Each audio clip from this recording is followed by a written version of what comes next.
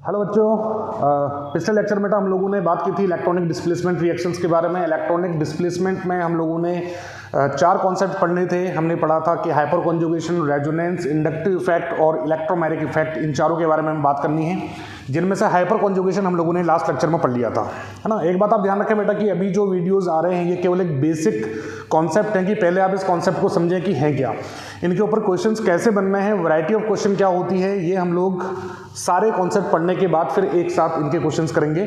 आज जो हमारा नेक्स्ट टॉपिक है वो है बेटा रेजोनेंस के ऊपर, कि रेजोनेंस किसे कहते हैं। ठीक है, तो रेजोनेंस किसे कहते हैं। रेजोनेंस जो हमारा है ये एक मोस्ट इंपॉर्टेंट फिनोमेना है ऑर्गेनिक केमिस्ट्री का। और अगर इसको हम सिंपली, वैसे तो इसकी डेफिनेशन बहुत लंबी चौड़ी है अगर आप बुक में देखेंगे तो, लेकिन उस लंबी चौड़ी डेफिनेशन पे हमें नहीं जाना है। हमें सिंपल से एक बात देखनी है कि अगर हम बोलें कि रेजोनेंस क्या है, तो resonance is the delocalization of pi electrons. याद करें हाइपर कॉन्जुगेशन में हमने क्या पढ़ा था। हाइपर कॉन्जुगेशन में हमने पढ़ा था कि हाइपर कॉन्जुगेशन में डीलोकलाइजेशन होता है लेकिन सिग्मा इलेक्ट्रॉन्स का होता है, उसको हमने बॉन्डलेस रेजोनेंस भी नाम दिया था। और जबकि रेजोनेंस जो फिनोमेना ये कैसा फिनोमेना है, इसमें पाई इलेक्ट्रॉन्स का, पाई इलेक्ट्रॉन्स क्या होता है, थोड़ा वीक बॉन्ड होता है पाई बॉन्ड, है ना, सबको पता है। तो पाई बॉन्ड जो है बहुत ईजिली अपनी पोजीशन जो है चेंज कर लेते हैं, उसको हम कहते हैं कौन सा इफेक्ट, रेजोनेंस। तो रेजोनेंस की डेफिनेशन क्या होगी। रेजोनेंस का डेफिनेशन होगा बेटा the delocalization of pi electrons. Pi electrons के डीलोकलाइजेशन को हम लोग क्या कहते हैं बेटा, रेजोनेंस कहते हैं, है ना। बहुत इंपॉर्टेंट फिनोमेना है। अब ये जो पाई इलेक्ट्रॉन्स का डीलोकलाइजेशन होता है ये कब कब होता है, कौन कौन सी ऐसी स्ट्रक्चर से, ज़्यादातर क्या है बताया जाता है कि जहाँ पर बेंजीन होगी वहीं पर रेजोनेंस होगा, ऐसा कोई ज़रूरी नहीं है। डीलोकलाइजेशन ऑफ पाई इलेक्ट्रॉन्स हर उस जगह पर हो सकता है जहां पर एक कॉन्जुगेट सिस्टम प्रेजेंट हो, है ना। तो मेन जो आपको ध्यान रखना है कि डीलोकलाइजेशन ऑफ पाई इलेक्ट्रॉन्स को हम लोग रेजोनेंस कहते हैं। और रेजोनेंस कहां कहां हो सकता है, रेजोनेंस हर उस जगह हो सकता है जहां पर कॉन्जुगेट सिस्टम प्रेजेंट हो। क्या प्रेजेंट हो बेटा, कॉन्जुगेट सिस्टम। ठीक है, अब ये कॉन्जुगेट सिस्टम क्या होता है, कॉन्जुगेट सिस्टम क्या होता है बेटा। कॉन्जुगेट सिस्टम आपके पास मेनली 5 टाइप्स के होते हैं। सबसे पहला जो आपका कॉन्जुगेट सिस्टम होता है वो होता है पाई सिग्मा पाई कॉन्जुगेट सिस्टम। पाई सिग्मा पाई कॉन्जुगेट सिस्टम, पाई सिग्मा पाई। अब ये सभी बच्चों को पता होगा कि पाई का मतलब क्या होता है। पाई का मतलब होता है डबल बॉन्ड के इलेक्ट्रॉन्स, सिग्मा का मतलब होता है सिंगल बॉन्ड, और अगेन पाई। तो पाई सिग्मा पाई मतलब कि अल्टरनेट डबल बॉन्ड जहां पर भी प्रेजेंट हो। जैसे अगर मैं एक स्ट्रक्चर बनाऊं CH2 double bond CH, single bond CH, double bond CH2, और आपसे पूछा जाए कि क्या यहाँ पर रेजोनेंस होगा, है ना। तो जिन बच्चों को ये पता है कि नहीं जहाँ पर बेंजीन रिंग होती है वहीं पर रेजोनेंस होता है, तो बोलेंगे नहीं सर इसमें तो कहाँ से रेजोनेंस होगा, यहाँ तो कोई बेंजीन रिंग है ही नहीं। लेकिन यहाँ पर आप देखें, यहाँ पर देखिए ये डबल बॉन्ड है। डबल बॉन्ड का मतलब क्या हुआ बेटा, डबल बॉन्ड का मतलब हो गया पाई। फिर ये सिंगल बॉन्ड है, सिंगल बॉन्ड का मतलब क्या हो गया बेटा, सिग्मा। फिर वापस डबल बॉन्ड आ गया, इसका मतलब क्या है, पाई। तो pi sigma pi, there is a conjugate system of pi sigma pi. तो यहाँ पर रेजोनेंस होगा। कैसे होगा, अभी रेजोनेटिक स्ट्रक्चर कैसे बनाते हैं ये हम लोग डिस्कस करेंगे।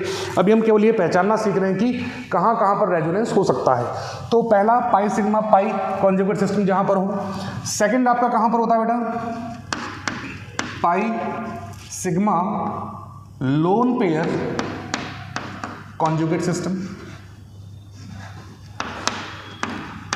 पाई sigma lone pair conjugate system, pi sigma then lone pair. Pi sigma lone pair कैसे, जैसे आपके पास सपोज ये स्ट्रक्चर है,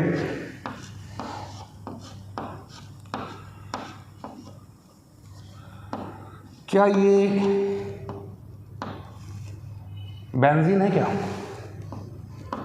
हाँ ये आपको रिंग दिखी तो क्या बेंजीन है, नहीं बेटा ये बेंजीन नहीं है, साइक्लोहेक्सीन है ना।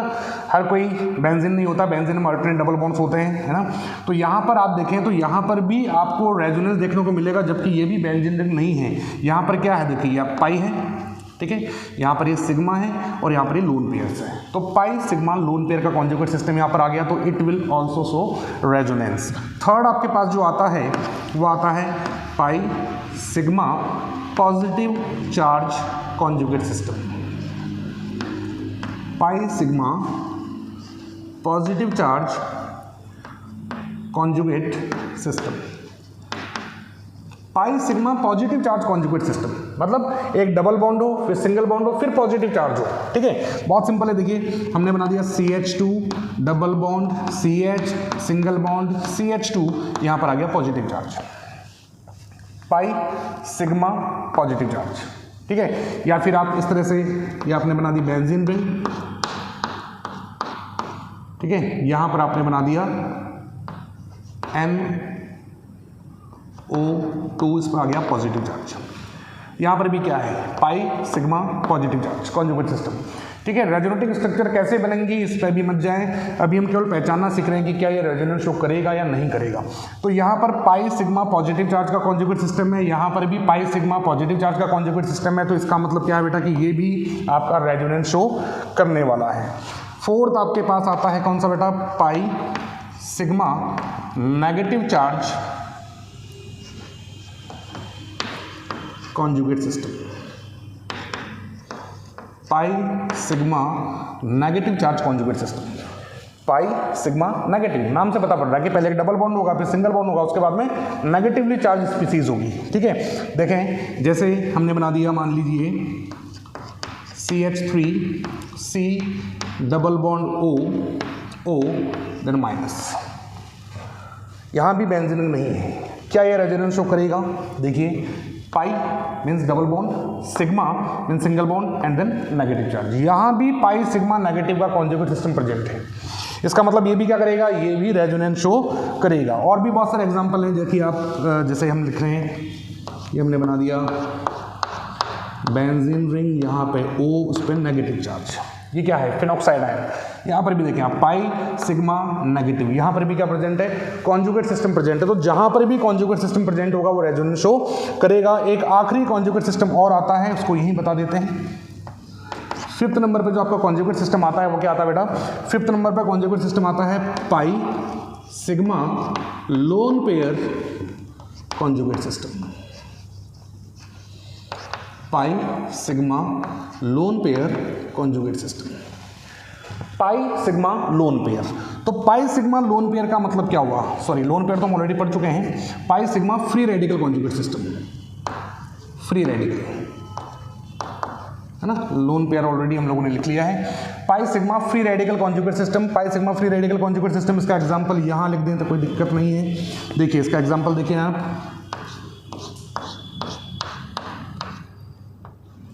ठीक है, ये CH2 देन फ्री रेडिकल, यहाँ पर देखें pi sigma and then free radical. Free radical हमने पिछले लेक्चर में पढ़ा था, अनपेयर्ड इलेक्ट्रॉन कंटेनिंग स्पीसीज। तो अनपेयर्ड इलेक्ट्रॉन कंटेनिंग स्पीसीज, यहाँ पर भी क्या बेटा, यहाँ पर भी पाई सिग्मा फ्री रेडिकल का कॉन्जुगेट सिस्टम है, तो ये भी रेजोनेंस शो करेगा। तो टोटल 5 तरह की आपके पास स्पीसीज हैं जो कि रेजोनेंस शो करती हैं। ठीक है, इसके अलावा और भी हो सकता है बेटा, को जैसे मान लो कहीं पर आ गया आपके पास lone pair sigma negative, lone pair sigma negative, ये भी एक कॉन्जुगेट सिस्टम बनाता है ना। वो कैसे बनाता है वो हम रेजोनेटिंग स्ट्रक्चर पढ़ेंगे जब बात करेंगे, लेकिन मेनली जो है ये 5 तरह के कॉन्जुगेट सिस्टम आपके पास होते हैं। पाई sigma pi conjugate system, pi sigma lone pair conjugate system, pi sigma positive charge conjugate system, pi sigma negative charge conjugate system and pi sigma free radical conjugate system. तो ये बहुत आसान तरीका है कि किसी भी मॉलिक्यूल को देख करके आप ये बता सकते हैं कि उसमें रेजोनेंस होगा या नहीं होगा। ठीक है, ऐसा कोई कंपलसरी नहीं है कि वहां पर बेंजीन रिंग हो, है ना। बेंजीन रिंग नहीं होती, वहां पर भी रेजोनेंस होता है, लेकिन वहां पर जो रेजोनेंस होता है वहां पर आपको केवल ये देखना है कि वहां कोई कॉन्जुगेट सिस्टम प्रेजेंट है या नहीं है। कोई सा भी मॉलिक्यूल आप ले लें, जैसे मैं आपको एक एग्जांपल दूं और आपसे पूछूं कि क्या इसमें रेजोनेंस होगा, यहां देख लेते हैं। अगर मैं आपसे लिखूं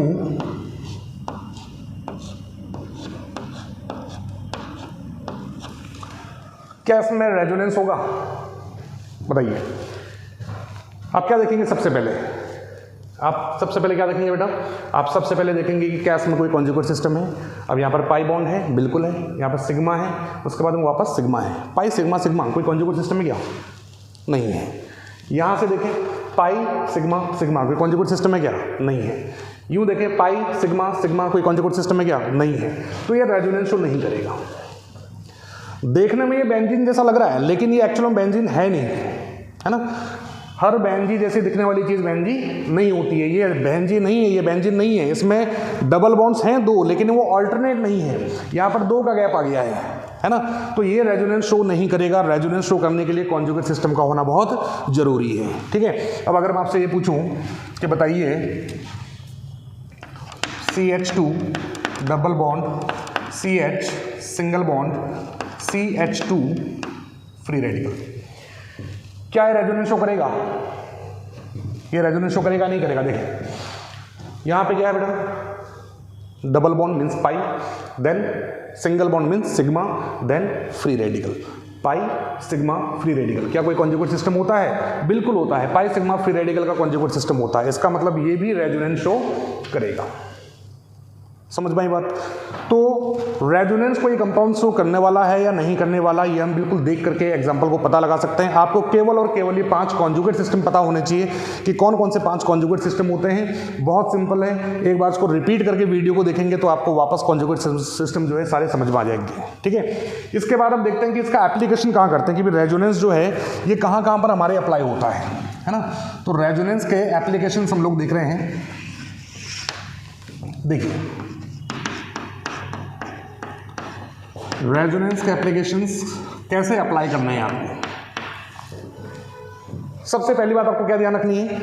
सबसे पहली बात देखिएगा कि अगर कोई कंपाउंड रेजोनेंस शो करता है, रेजोनेंस शो कर रहा है, इसका मतलब क्या है कि वो रेजोनेटिंग कंपाउंड है, और दूसरा कोई कंपाउंड है वो नॉन रेजोनेटिंग है ना। कल भी मैंने आपको बताया था कि कोई भी कंपाउंड अगर 2 या 2 से ज़्यादा स्ट्रक्चर शो करता है तो हर स्ट्रक्चर बनाने में उसको क्या करना पड़ता है बेटा, उसको एनर्जी रिलीज करनी पड़ती है। और जब किसी भी स्पीसीज की एनर्जी डिक्रीज होती है तो उसकी स्टेबिलिटी इंक्रीज होती है ना। ये हम पहले भी बात कर चुके हैं।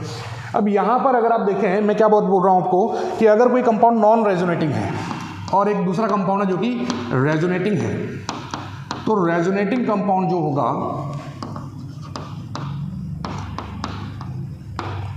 वो हमेशा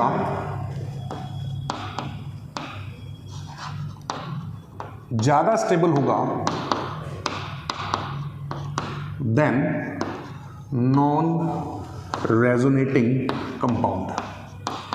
इनको अच्छे से याद रखना बेटा, क्योंकि जब हम इसके क्वेश्चंस करेंगे तो वहां पर यही पॉइंट्स काम आने वाले हैं।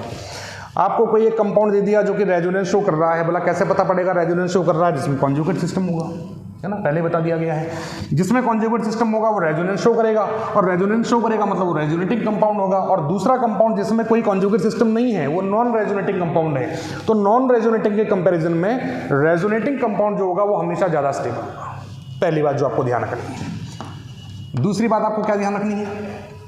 दूसरी बात आपको ध्यान रखनी है कि अगर आपके पास 2 कंपाउंड हैं, दोनों ही रेजोनेटिंग हैं, 2 compounds and both are resonating, तो क्या होगा?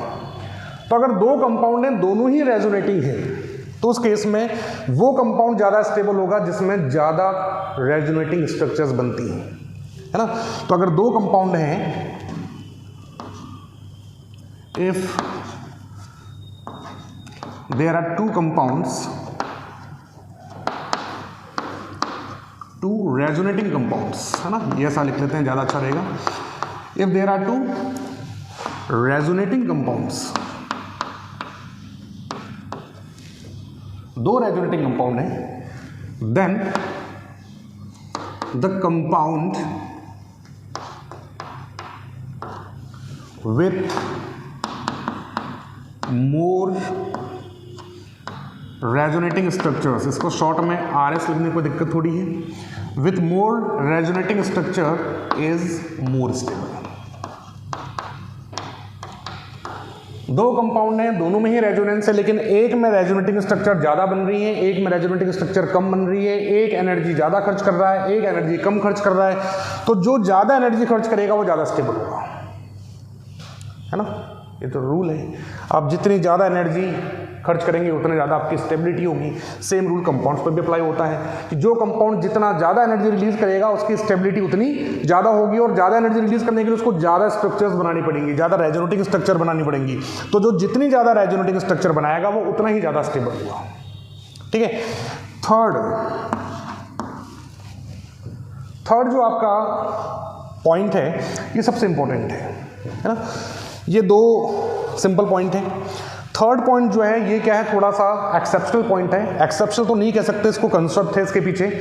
एक सिंपल सी बात आपको ध्यान रखनी है, क्या याद रखनी बेटा, कि अगर आपके पास दो कंपाउंड्स हैं, कई बार ऐसे क्वेश्चन आते हैं कि दो कंपाउंड्स हैं, दोनों ही रेजोनेटिंग हैं, लेकिन उनमें से वो वाला कंपाउंड ज़्यादा स्टेबल है जिसका रेजोनेटिंग स्ट्रक्चर कम बन रही है। इस वाले का जस्ट उल्टा है ना।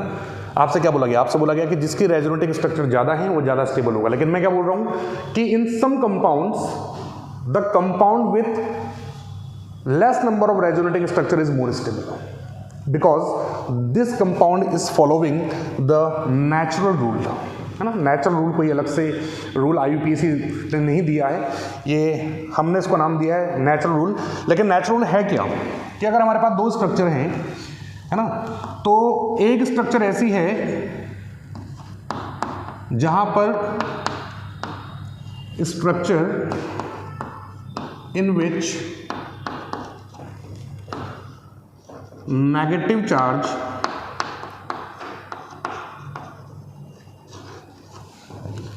is present on more electronegative element is more stable.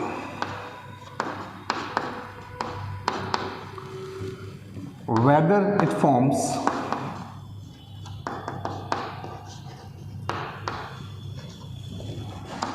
less number of resonating structures.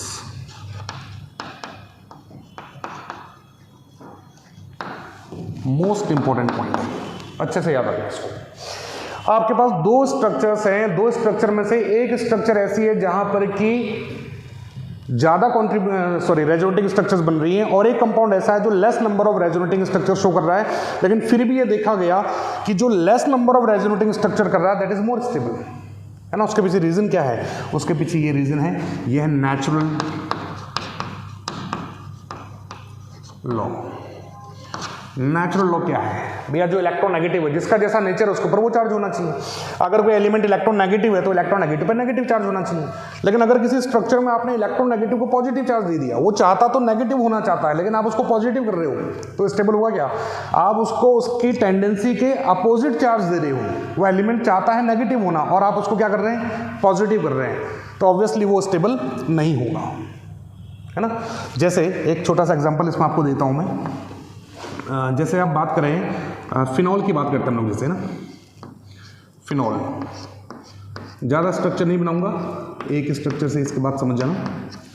Phenol है, फिनॉल में ऑक्सीजन होता है, ऑक्सीजन के बाद लोन पेयर होते हैं, ग्रुप नंबर 15, 16, 17। ये कभी भी अगर आपको दिख जाए बेंजीन पे तो वहाँ लोन पेयर होगा ही होगा, है ना। आपको दिखाया नहीं जाएगा कि लोन पेयर लगा हुआ है, लेकिन आपको समझ जाना है कि भाई अगर group number 15 means nitrogen family, group number 16 means oxygen family, group number 17 means halogens. ये कभी भी अगर बेंजीन रिंग पे प्रेजेंट है या कहीं भी प्रेजेंट है तो उनके ऊपर लोन पेयर तो होंगे ही होंगे, है ना। और लोन पेयर होंगे तो वो जो है इलेक्ट्रॉन अपने रिलीज करने की टेंडेंसी रखेंगे, ये इलेक्ट्रॉन रिलीज करेंगे, डोनेट करेंगे, डोनेट करेंगे।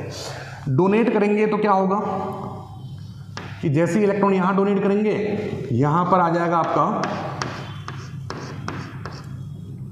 डबल बॉन्ड, एक ही लोन पेयर रह गया, ऑक्सीजन पर आ जाएगा पॉजिटिव चार्ज, और ये डबल बॉन्ड यहां शिफ्ट हो गया तो यहां पर आ गया आपका नेगेटिव चार्ज। अब आप देखो क्या हुआ।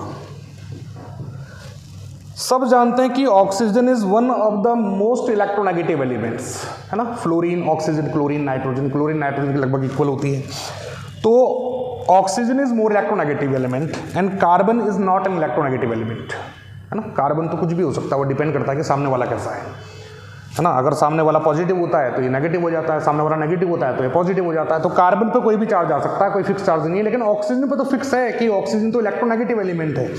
लेकिन यहां पर आप देखें तो ऑक्सीजन पर कौन सा चार्ज आ गया बेटा, पॉजिटिव चार्ज, और कार्बन पर कौन सा चार्ज आ गया है, नेगेटिव चार्ज। क्या है, नेचुरली सही है ना। ऑक्सीजन इलेक्ट्रोनेगेटिव एलिमेंट है, वो क्या चाहता है कि उस पर नेगेटिव चार्ज आए। कार्बन इलेक्ट्रोपॉजिटिव एलिमेंट है if with respect to oxygen, oxygen से अगर कंपेयर किया जाए तो कार्बन इलेक्ट्रोपॉजिटिव एलिमेंट है, तो उस पर ऑक्सीजन के साथ अगर कार्बन अटैच है तो उस पर पॉजिटिव चार्ज आना चाहिए था, लेकिन यहाँ पे कौन सा चार्ज है, नेगेटिव चार्ज है। आगे इसके स्ट्रक्चर बनाते जाएंगे तो 6 कॉन्ट्रीब्यूटिंग स्ट्रक्चर बनेंगी, वो हम अगले वीडियो में देखेंगे contributing structure sorry resonating structure कैसे बनती है।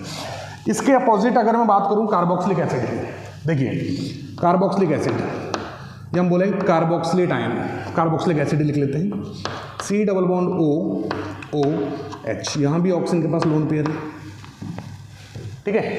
अब इसके स्ट्रक्चर में क्या होगा बेटा, ये देखो यहाँ पर क्या कॉन्जुगेट सिस्टम है, बिल्कुल है, पाई सिग्मा लोन पेयर। अब लोन पेयर है तो क्या होगा, लोन पेयर यहाँ जाएंगे, यहाँ डबल बॉन्ड आएगा, डबल बॉन्ड यहाँ जाएंगे, यहाँ पर नेगेटिव चार्ज आएगा, तो क्या स्ट्रक्चर बनेगी, इसकी स्ट्रक्चर बनेगी CH3CO नेगेटिव देन O और यहाँ पे डबल बॉन्ड। इस स्ट्रक्चर में क्या है बेटा, इस स्ट्रक्चर में negative charge is present on electronegative element, oxygen electronegative है, इस पर नेगेटिव चार्ज होना चाहिए था, वहाँ पर नेगेटिव ही है। इसका मतलब क्या हुआ, it is following the natural rule, ये नेचुरल रूल को फॉलो कर रहा है, नेचुरल को फॉलो कर रहा है, इसका मतलब क्या होगा, ये इसमें केवल 2 स्ट्रक्चर बनती है बेटा, ओनली 2 स्ट्रक्चर्स, इसमें आपके आगे जाकर के 5 और स्ट्रक्चर बनने वाली है ना। तो ये जो है आपका ज़्यादा स्ट्रक्चर शो कर रहा है, ये जो है आपका कम स्ट्रक्चर शो कर रहा है, फिर भी it is more stable, it is more stable. क्यों, क्योंकि यहाँ पर नेचुरल रूल फॉलो हो रहा है। नेचुरल रूल क्या कहता है, नेचुरल रूल कहता है कि इलेक्ट्रोनेगेटिव एलिमेंट पे नेगेटिव चार्ज होना चाहिए, बिल्कुल है यहाँ पे, है ना। तो इसका मतलब क्या हुआ कि ये जो है आपका ये नेचुरल रूल को फॉलो कर रहा है, जबकि ये स्ट्रक्चर नेचुरल रूल को फॉलो नहीं कर रही है। अभी कितनी बन जाए, 5 बन जाए, 10 बन जाए, लेकिन फिर भी ये लेस स्टेबल होंगी इन कंपैरिजन टू दिस, ठीक है। तो ये 3 एप्लीकेशंस आपको अच्छे से याद रखनी है। जो रेजोनेटिंग है वो ज़्यादा स्टेबल होगा नॉन रेजोनेटिंग के कंपैरिजन में, पहली बात। दूसरी बात, 2 कंपाउंड हैं, दोनों ही रेजोनेटिंग हैं, तो जिसमें ज़्यादा रेजोनेंस है वो ज़्यादा स्टेबल होगा। और तीसरी सबसे इंपॉर्टेंट बात क्या बताई कि अगर कहीं पर ऐसा आ रहा है कि यार जो कंपाउंड लेस रेजोनेंस शो कर रहा है वो मोर रेजोनेटिंग स्ट्रक्चर वाले से ज़्यादा स्टेबल है, तो उसका रीज़न क्या होगा, उसका रीज़न होगा नेचुरल लॉ। और नेचुरल लॉ क्या कहता है कि electronegative element must be negatively charged to become stable, ठीक है। तो ये हमारा रेजोनेंस का बेसिक कॉन्सेप्ट इस वीडियो में क्लियर हो गया। नेक्स्ट हम लोग जो लेक्चर हमारा होगा वो होगा इंडक्टिव इफेक्ट के ऊपर, ठीक है। नेक्स्ट लेक्चर में इंडक्टिव इफेक्ट के ऊपर बात करेंगे और उसी में इलेक्ट्रोमैग्नेटिक इफेक्ट की बात भी कर लेंगे क्योंकि इलेक्ट्रोमैग्नेटिक इफेक्ट बहुत छोटा सा है। उसके बाद फिर हम लोग इंडक्टिव इफेक्ट, इलेक्ट्रोमैग्नेटिक इफेक्ट और रेजोनेंस, इन तीनों के ही एप्लीकेशंस पढ़ेंगे कि ये अप्लाई कहाँ पर करते हैं, इनके क्वेश्चंस कैसे पूछे जाते हैं, ठीक है। तब तक आप लोग इन वीडियोस को बार बार देखिए, इनको नोट कीजिए, इनके नोट्स बनाइए, और अगर कोई दिक्कत आती है तो आप कमेंट बॉक्स में लिख सकते हैं, और बाकी लाइक और सब्सक्राइब तो करना ही है, ठीक है। नेक्स्ट वीडियो में मिलते हैं।